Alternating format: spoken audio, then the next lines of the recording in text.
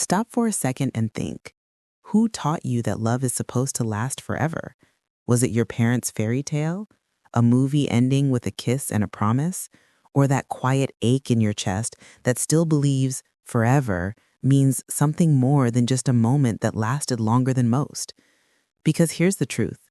Forever is one of the most dangerous words we were ever sold. Not because love isn't real, but because the expectation that it should never end is what destroys it. What if humans were never built for lifetime love, but for evolutionary connection? What if we're meant to outgrow people the same way we outgrow versions of ourselves? Before we dive deep into this uncomfortable truth, hit that subscribe button right now and stay till the end of this video, because by the time we finish, you'll never look at love, loyalty, or heartbreak the same way again. And I promise, this one might just set you free. Also, if you haven't watched our previous video, You're Not Addicted to Your Phone, You're Addicted to Being Numb, you need to check it out after this one, because emotional numbness is exactly what's killing real connection. The link's in the description. Now let's talk about the lie of forever. We grew up watching movies that end where real relationships begin, at the kiss, the wedding, the promise of always. But nobody shows what happens after the dopamine fades, after two people meet the unfiltered reality of who they really are. Our culture romanticized permanence and forgot that humans are transient beings. Heraclitus, the Greek philosopher, said it best: "You never step in the same river twice, because neither you nor the river are the same." Yet we step into love expecting it to stay still, expecting us to stay still. We mistake stability for safety and routine for love. But love, by nature, isn't static. It's alive. It evolves. It shifts. It grows, or it dies. The idea of forever isn't just unrealistic. It's unnatural. Because biologically, psychologically, and spiritually, humans are built to change. Let's get real. Your brain isn't the same as it was 5 years ago.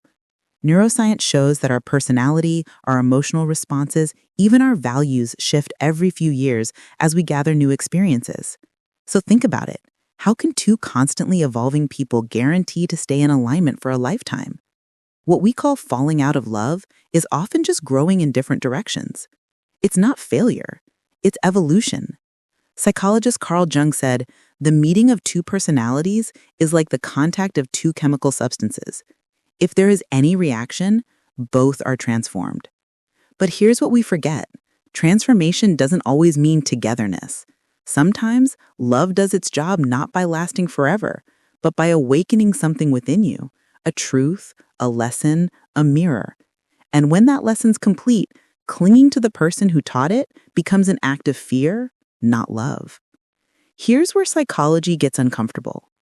What we call romantic love often starts as a neurochemical storm: dopamine, oxytocin, serotonin, the same chemicals that fire up during addiction.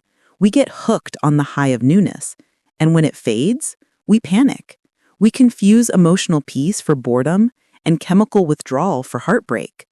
That's why so many chase the next spark, not because they're bad or disloyal, but because their nervous system has been trained to equate intensity with intimacy. But real love isn't supposed to keep you in a constant high. Real love is supposed to ground you, not consume you. Yet our culture calls that kind of calm unromantic.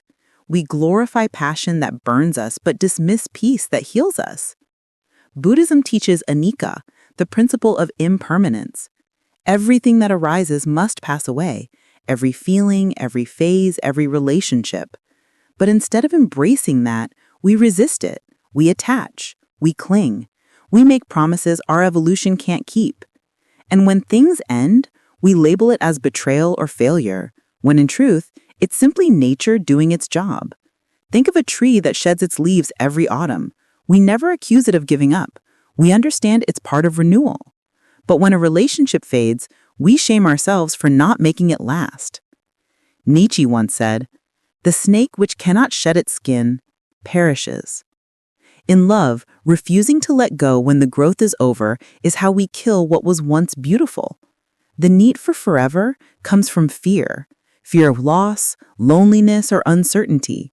We want guarantees. We want to believe that love can protect us from impermanence. But here's the paradox. The more we cling to permanence, the less present we become.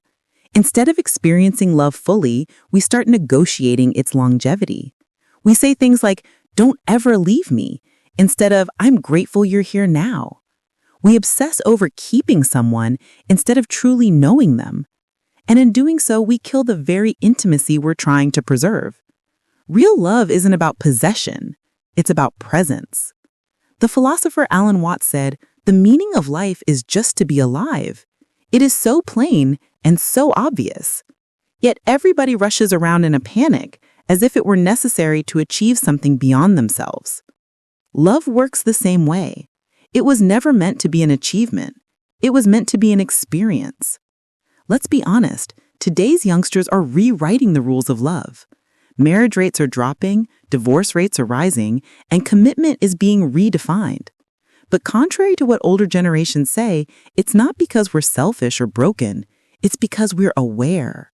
We've seen our parents stay in unhappy marriages for the kids. We've seen forever turn into resentment, infidelity, and emotional numbness. So we don't want forever anymore. We want real.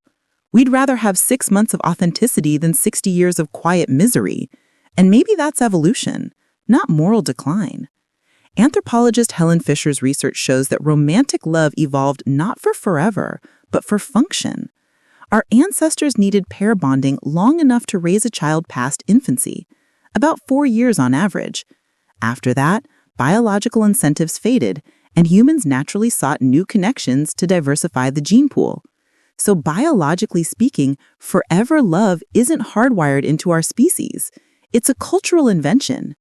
That doesn't mean deep, lasting partnerships are impossible. It means they require conscious choice, not biology. Forever isn't natural. It's intentional. Here's another hard truth. Maybe soulmates aren't meant to stay. Maybe some souls are meant to collide, not coexist. They enter your life to wake you up, not to walk with you forever. To mirror the parts of yourself you couldn't see, until love cracked you open. Psychology calls it mirroring. Philosophy calls it the meeting of souls. Either way, it's not always meant to last, and that's okay. You can love someone deeply and still let them go without villainizing them. Because sometimes closure isn't a conversation. It's understanding that the chapter served its purpose. Maybe it's time we stop asking, "Will this last forever?" and start asking, "Will this help us both grow?" Because growth, not duration, is the measure of real love.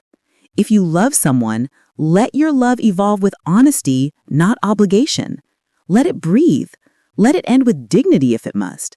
Because endings aren't the opposite of love. They're part of it.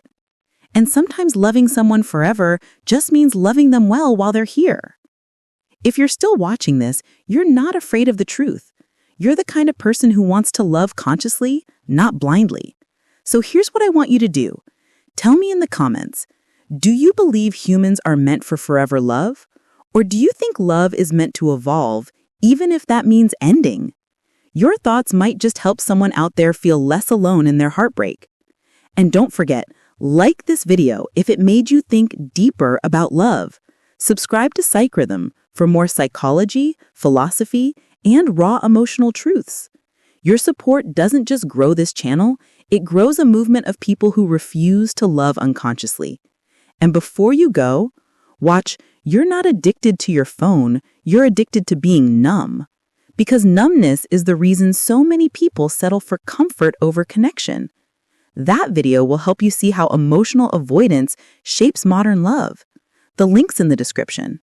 Remember, forever isn't the goal. Awareness is. Because when you love consciously, you stop needing forever and start experiencing something far more powerful: truth.